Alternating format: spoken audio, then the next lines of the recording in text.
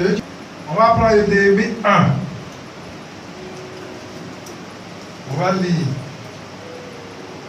1. Les mecs n'ont même pas de Bible. Non, quand c'est comme ça, c'est compliqué.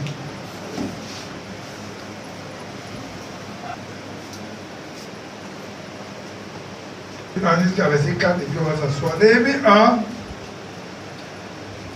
Parole de Néhémie, fille de Akalia, au mois de Kislev, la 20e année, comme j'étais à Sousse, dans la capitale, on m'a mis l'un de mes frères et quelques hommes arrivèrent de Juda. Je les questionnais au sujet des Juifs réchappés qui étaient restés de la captivité et au sujet de Jérusalem.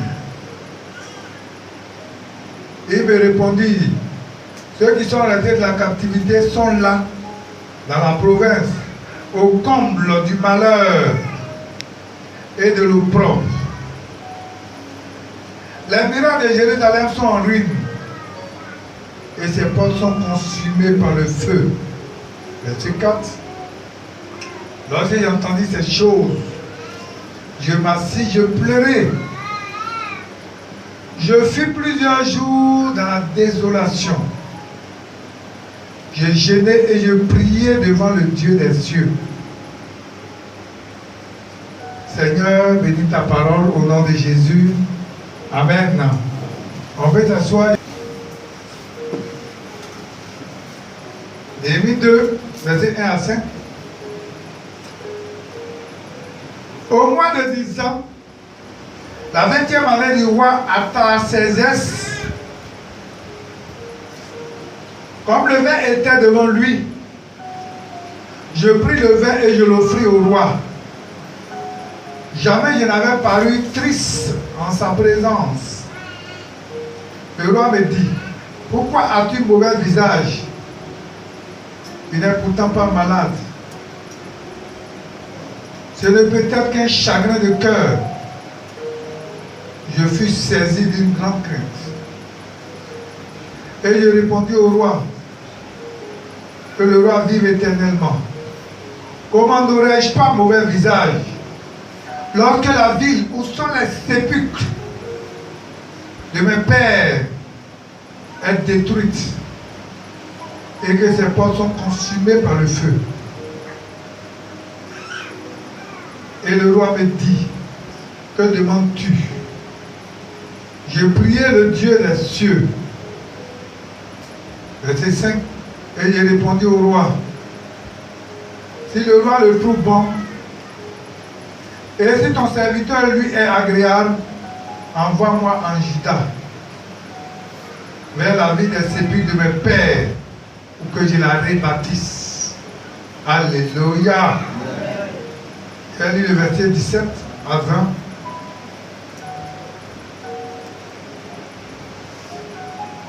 Je leur dis alors, vous voyez le malheureux état où nous sommes. Jérusalem est détruite et ses portes sont consumées par le feu. Venez, rebâtissons la muraille de Jérusalem et nous ne serons plus dans l'opprobre. Verset 18. Et je leur racontais comment la bonne main de mon Dieu avait été sur moi et quelles paroles le roi m'avait adressées. Et dit, levons-nous et bâtissons.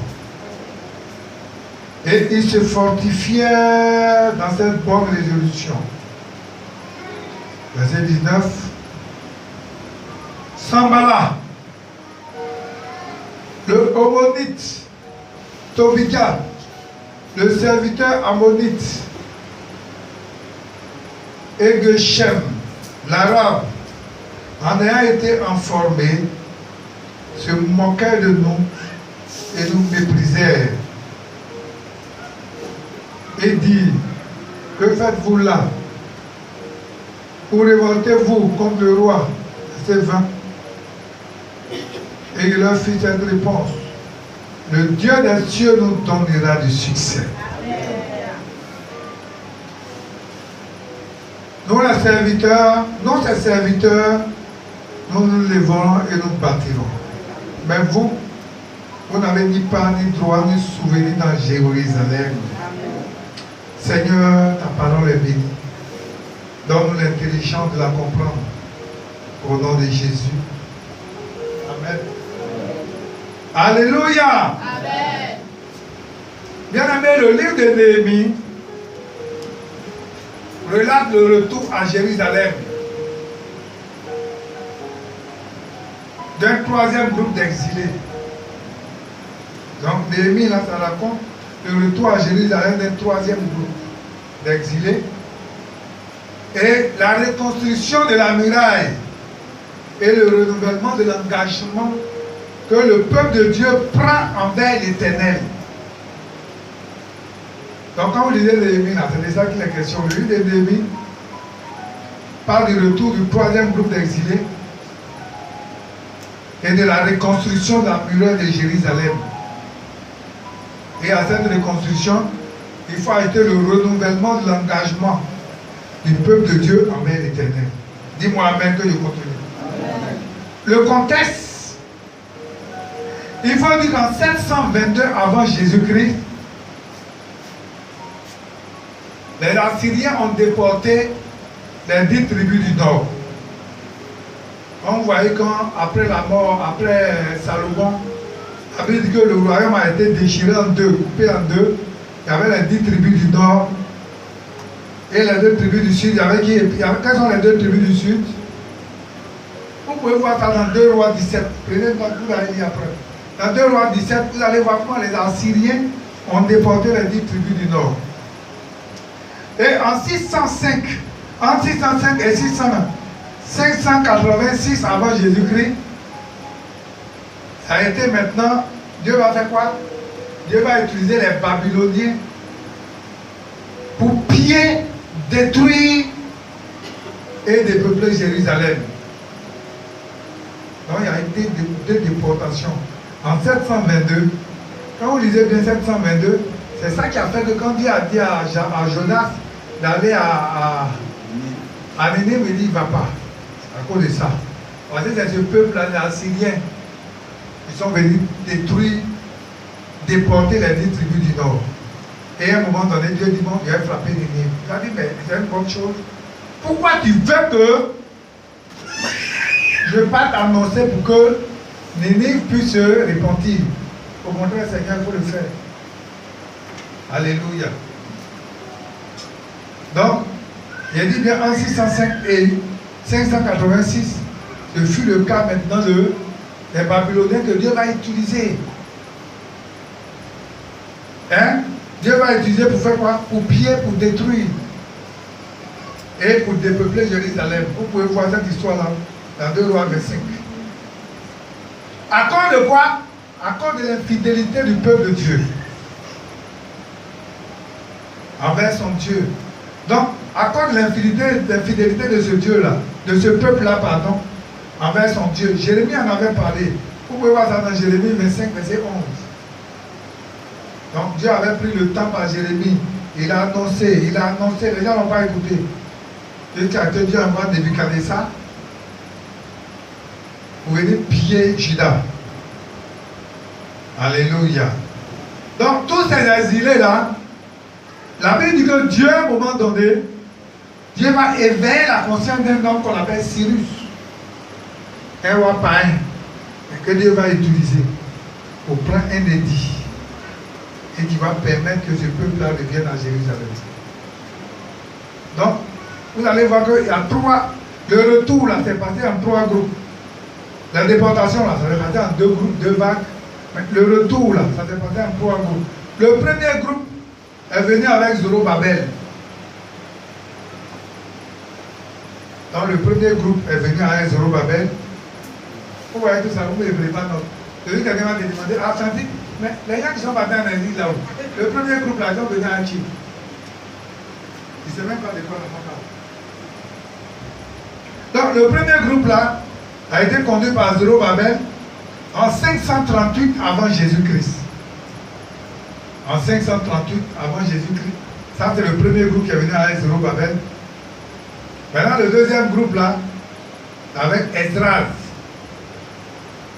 En 458 avant Jésus-Christ.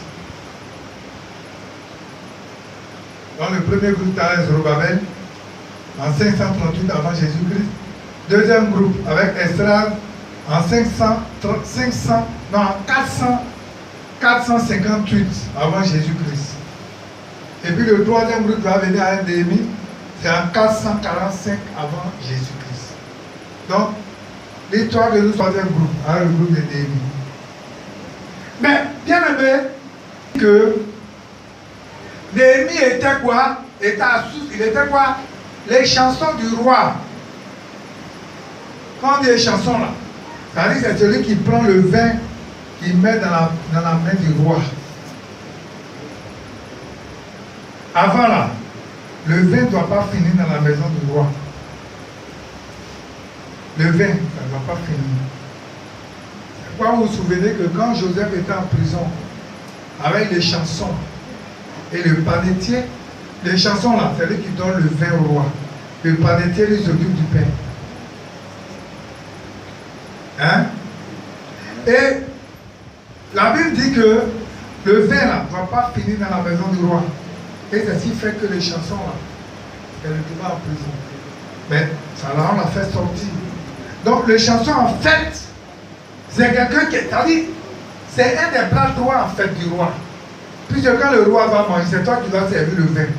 En temps normal, tu dois voir si le vin est bon, si c'est bien pour la santé du roi. Si c'est pas bon, si tu veux, si tu es empoisonné, toi tu vas mourir. Le roi il ne va pas mourir. Donc c'est un homme qui est proche du roi. Et la Bible dit qu'à cette période-là, il y avait des frères qui étaient à Jérusalem, qui allaient là-bas, et il a raconté à... Quand Néhémie a demandé les nouvelles pour dire, ah ben tu es arrivé là, c'est comment à Jérusalem? Il dit, ah mon ami, on est là-bas, là, tout est en ruine, hein. Tout est en ruine, n'importe, tout est consumé par le feu, vraiment la désolation, hein, c'est difficile. Donc, on dit quand Néhémie a entendu ça, Néhémie a été affecté, il est devenu triste. Alléluia. Et il va se retrouver devant le roi avec le visage tout défait, tout abattu. Il est revenu dessus. Mais si on se pose la question, pourquoi devons-nous construire? Donc, Néhémie, après ça, la Bible dit dans Néhémie, elle est dans une désolation. De sorte que même quand il va travailler devant le roi, il ne peut pas se réjouir. Le roi, là, le connaissant, il a discerné qu'il y a quelque chose qui ne va pas. En fait, Néhémie, là, c'est pas comme ça, il est tous les jours. Le roi va lui poser la question, mais qu'est-ce qui se passe? Qu'est-ce qui ne va pas? Tu es malade, qu'est-ce qui se passe? Néhémie va dire, mais est-ce que je peux être heureux si la ville où se trouvent les sépulcres de mes parents, cette ville-là est en ruine? Les portes sont consumées par le feu.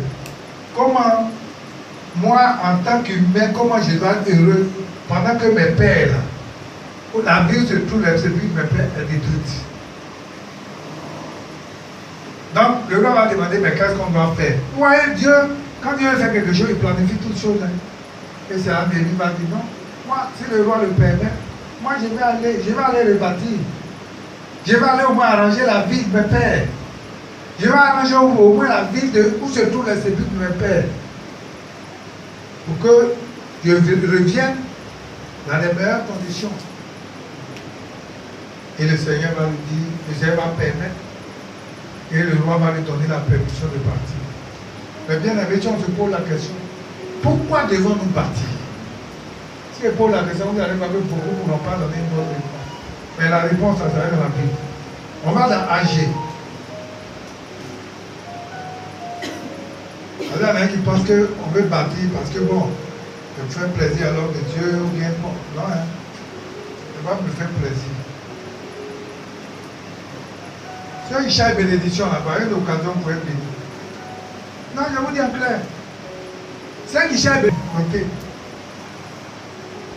En fait, les gens viennent à l'église, AG 1, verset 6 à 9.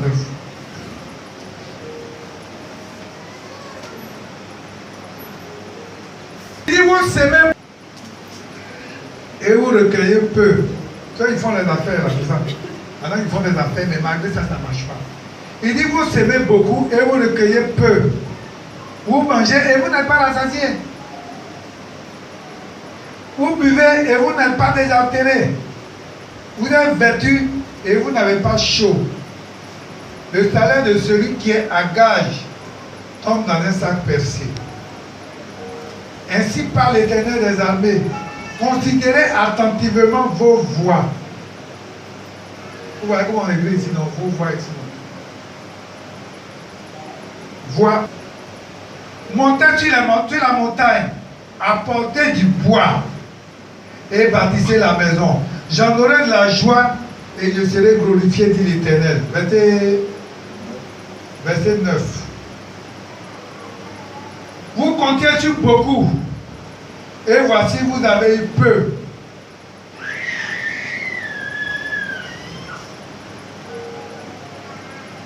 Vous l'avez rentré chez vous, mais j'ai soufflé dessus. C'est-à-dire le peu que vous avez envoyé là.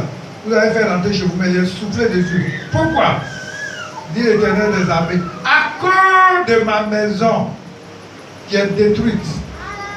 Tandis que vous vous empressez chacun pour sa maison.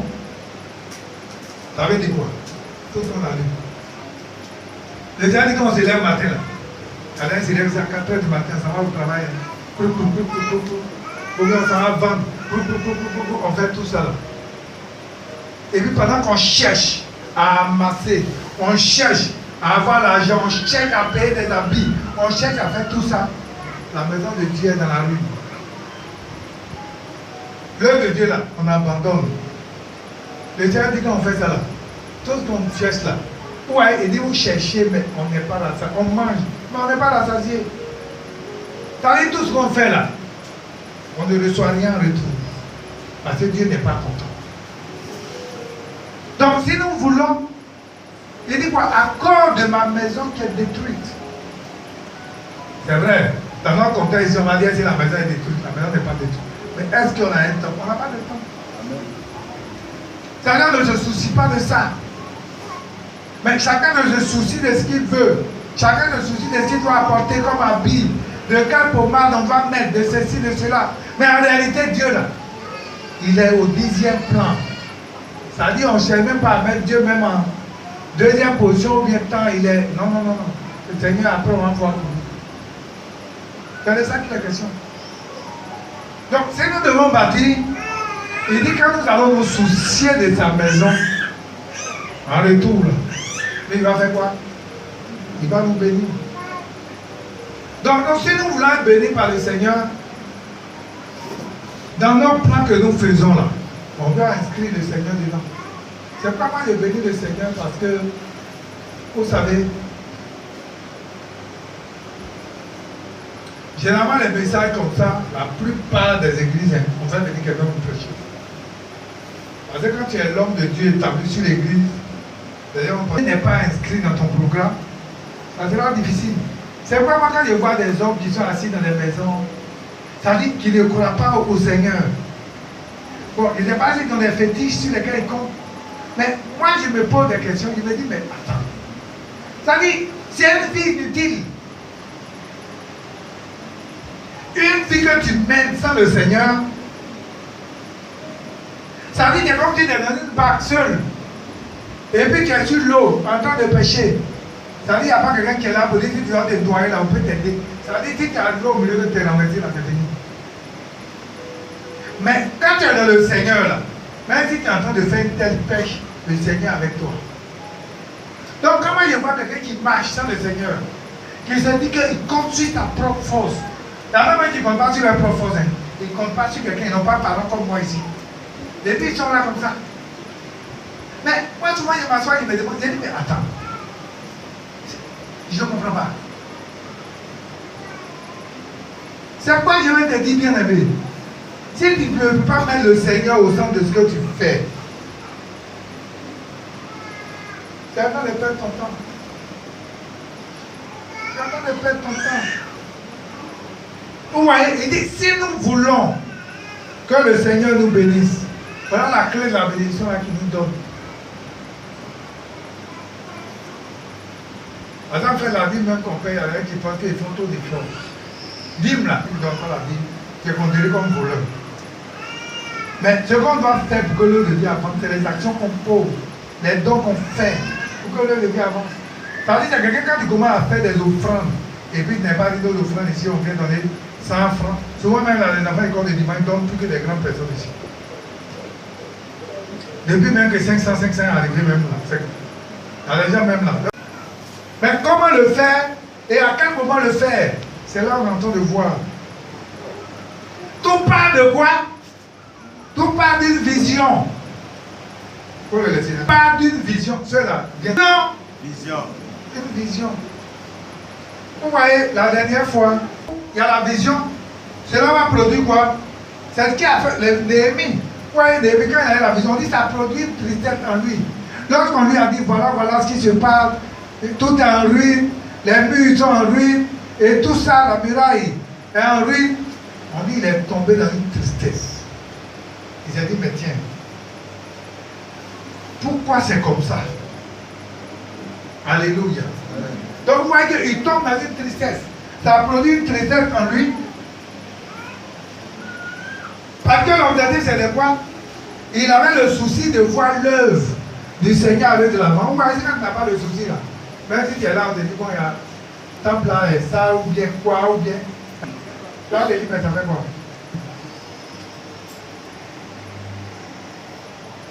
Quand on a le souci de voir l'œuvre aller de l'avant, c'est là va produire ce qui a trouvé cette famille dans les Néhémie. Ça va dépendre, je dis non, il y a quelque chose qui ne va pas. Il y a quelque chose qui ne va pas, il n'est pas à l'aise. On dit quand on est venu lui dire, Néhémie 2, quand il est verset de 3, on dit le roi dit, pourquoi as-tu mauvais visage? Il n'est pourtant pas malade. Cela va être un chagrin de cœur. Le fils a dit d'une grande crainte, verset 3, il dit, je répondais au roi, comment, roi vit éternellement, comment n'aurais-je pas mauvais visage lorsque la ville où sont les sépulcres de mes pères est détruite et que les portes sont consumées par le feu? Donc vous voyez, quand tu as envie, tu veux voir l'œuvre aller de l'avant et que tu vois que ça ne va pas, tu as une tristesse en toi. Ce n'est pas une tristesse que produit le monde. Dans les tristesses, on dit que tu n'as pas maison, tu n'as pas voiture, tu n'as pas mangé, ce n'est pas de ça que je parle. La tristesse que produit le Saint-Esprit, là, ça veut dire qu'il y a quelque chose que tu as envie de faire pour le Seigneur et puis tu n'arrives pas à faire. Tu as produit une tristesse en toi. C'est que Néhémie, c'est le cas de Néhémie. Alléluia. Alléluia. Ouais. Donc vous voyez que quand Néhémie va venir, d'abord Dieu va disposer de tout. Néhémie arrive, il va l'assembler les gens, ils vont faire quoi? Il va faire une exhortation sur le projet. Il dit, voilà ce que Dieu me met à cœur de faire. Et il va exhorter les gens pour que tout le monde accepte le projet. Et gloire soit rendue au Seigneur. Vous savez que quand le Seigneur est dans quelque chose, il dispose de tout. Hein? Amen. Voilà. Attends, les gens partis la muraille. Parce que la muraille représentait quoi? En son temps. La muraille là, ça représentait par le pouvoir. Avant toutes les grandes villes d'Israël étaient, il y avait toutes les murailles. On a vu le cas de Jéricho. On dit que Jéricho était barricadé et fermé. Toutes les villes étaient comme ça. Donc ça représentait par le pouvoir, la protection et puis la beauté de la ville. Donc c'est pourquoi il était important de bâtir la muraille. Donc la muraille était aussi importante, la muraille était aussi importante pour protéger quoi? Le temple des attaques. Vous voyez quand on est en train de prier, si on avait un temple bien clôturé, tout ça, vous voyez quand on est au milieu du temple, on est en train de prier. Si on a les moyens, qu'on a les climatiseurs, tout est allumé, tout ça. Et si le courant fait que, pour que le qui continue là, la muraille servait de protection. Ça protège. C'est un pouvoir, c'est une protection. Donc elle était nécessaire aussi pour protéger le temple des attaques. Protéger les attaques et puis assumer la continuité des cultes. Pour que nous puissions faire des cultes dans les meilleures conditions, c'est important. Donc, bien aimé, quand on a un temple là, glorieux, ou quand on est dedans là, on a envie de louer. Parce que quand on vient, on est assis, il faut qu'on soit dans les meilleures conditions. Alléluia. Donc, c'est vrai que Néhémie a eu la vision, mais il va associer aussi la prière. La prière était aussi associée. C'est quoi bien aimé l'opération que nous voulons faire? Il faut que chacun à son niveau prie. Dans nos maisons, à l'église, dans les départements. Quand vous vous retrouvez dans les moments de prière, prions pour le temps. Prions pour que Dieu donne les moyens. Pour que Dieu dispose les moyens et qu'on puisse continuer et achever ce travail. Donc vous voyez, il y a l'exercice de responsabilité. Ça dit quoi? Cela a demandé par d'excellentes qualités du chef. Vous voyez, Néhémie a organisé le travail. Il a organisé. Avec dit que les gens étaient en train de... Il a fait une planification. Parce qu'à un moment donné, l'ennemi a vu que s'il laissait Néhémie, il allait continuer le travail. Donc les gens cherchaient à les attaquer. Donc Néhémie a fait un programme de sorte que pendant qu'il y avait des gens qui travaillent là, d'autres étaient là pour les protéger. C'est pas ce qui s'est passé? Amen. Donc c'était une planification. C'était un travail d'équipe. Et à cela, il associait le courage. Bien aimé, tout ce qu'on fait là, ce n'est pas courageux. Tu ne peux pas. La vie chrétienne, même si tu n'es pas courageux, tu ne peux pas. Il y a des personnes qui disent travail en ville. Se lever matin, demain comme ça, lundi matin. Va te lever matin, aller au travail. Tu vas revenir à 20h, 21h. Tu vas te lever matin, tu vas partir. Tu vas revenir. C'est pas quand on dit aux gens, ceux qui n'ont pas encore travaillé, on leur dit d'être eux-mêmes leur propre, de créer leur entreprise, ils ne veulent pas. Si tu crées ton entreprise, tu n'as pas besoin de travailler pour quelqu'un, ou bien travailler pour te donner 150 000. Néhémie a organisé le travail en associant le courage. Bien aimé, on ne peut rien faire en dehors du courage. Alors, il n'est pas courageux, tu vas te décourager vite. Alors, là, tu les vois, ils sont découragés, sont assis à la maison. Pendant l'église, vraiment, il est venu. Il est découragé. 2 jours après, il est chaud, chaud. Quand ils vont venir danser ici, tu vas te dire non, après lui, il n'y a plus de danseurs encore. Mais un moment, tu ne le vois plus. On te va dire maintenant, il est découragé. Mais attendez. Mais l'œuvre de Dieu, là, il vous dit une chose. Si les pasteurs même viennent, ils te rendent ton témoignage, peut-être tu vas quitter l'église. C'est à cause de ça qu'on n'a pas notre témoignage. Si les pasteurs viennent vous raconter leur vie, là, il y a une bonne organisation du travail.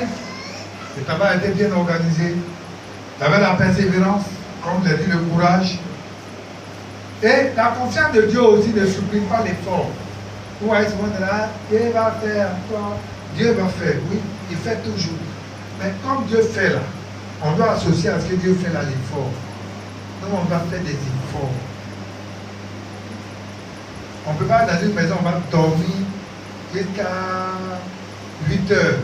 On va se réveiller, on va manger. Quand on finit de manger, on dort encore jusqu'à 16 heures. Et puis on pense que la vie va changer. Rien ne va changer. Il faut avoir un objectif. Il faut pouvoir planifier. Aujourd'hui, quand vous regardez la situation est telle que devant les postes là, les femmes ont créé des petits magasins. L'effort là doit nous amener à faire quelque chose, à produire des richesses. On peut faire quelque chose. Il n'y a pas besoin de dire, bon, Dieu va faire, puis on va se croiser. Mais on ne va pas croiser les mains, mais on doit plutôt au contraire se battre.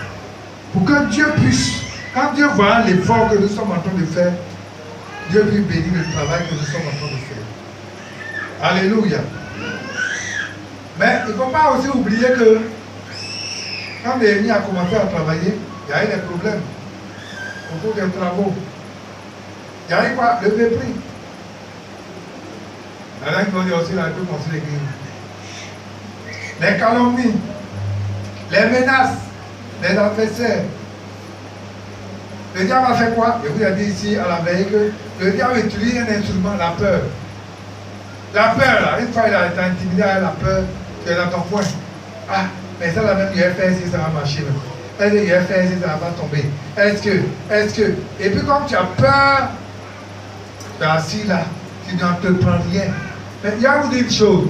Tous ceux que vous voyez, les grands entrepreneurs, ceux qui ont fait aujourd'hui des activités, qui ont eu de l'argent, il n'y a pas quelqu'un qui s'est levé un seul jour. Il a fait et puis ça a marché.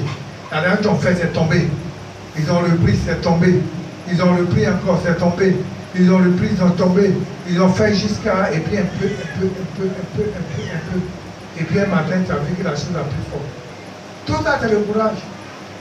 Mais si tu veux regarder la peur que le diable va te planter, les conflits internes, il faut pouvoir les régler. Il y a les conflits internes. Il y a le découragement. Alors, tu vas être découragé. Alors, même vous allez voir comment on va commencer là. Ah, mais on dit trop. Vraiment. Parce qu'il y a des gens, en fait, eux, ils n'ont pas envie de faire des efforts. Il y a des gens, ils veulent toujours ce qui est cuit. Et puis on leur donne le plus mange. Ils n'ont pas d'efforts à faire. C'est-à-dire, ils sont là, on leur donne bien un plateau d'or et puis ils mangent. Ils ne doivent pas faire des efforts. Il y a des gens comme ça. Donc, on appelle les partisans du moins d'efforts.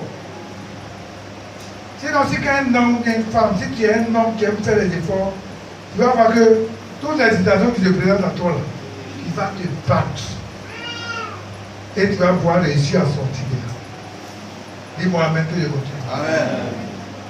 Donc, malgré cela, on dit, Néhémie a mené la tâche à bon port. Il a mené ça bien.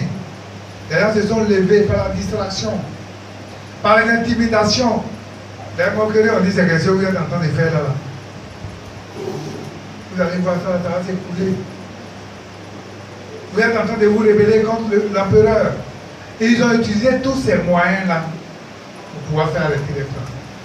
Mais David dit que les gens ont persévéré. Et pour pouvoir persévérer, puis nous devons être un.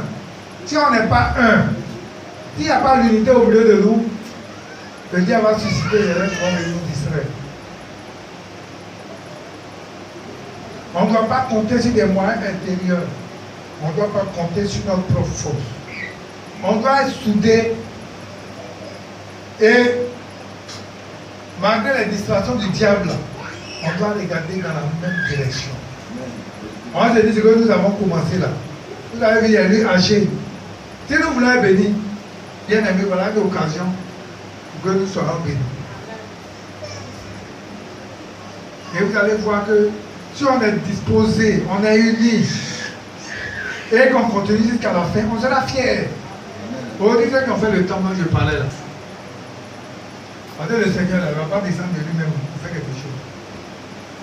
Il nous a suscité pour que ensemble, et main dans la main, on puisse le faire. Et vous allez voir quand nous allons finir, chacun aussi va recevoir aussi une récompense. Parce que nous sommes des artisans et Dieu nous a fait venir sur cette terre pour ça. Alléluia. Amen. Et c'est important. Il faut que demain tu puisses te dire, oui, nous avons été ceux-là. Hein, j'ai fait partie de ceux-là qui ont contribué, qui ont bâti cette œuvre.